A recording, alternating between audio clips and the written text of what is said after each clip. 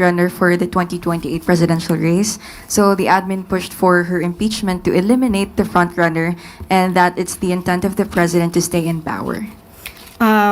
Siguro yan po ang nais niya maging naratibo, ipakita sa taong bayan, pero nawawala po yung issue patungkol sa kanyang accountability tungkol sa confidential funds at iba't iba pang mga complaints na napapaloob sa articles of impeachment. Siguro po nais din po natin malaman ang katotohanan at wag lang pong magtago sa naratibo na siya yung frontrunner para sa 2028 presidential election.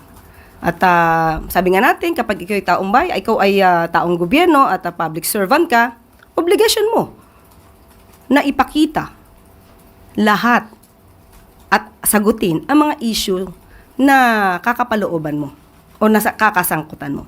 So, ina-expect po natin yan kay VP Sara dahil talagang mukhang diversionary tactic po ito.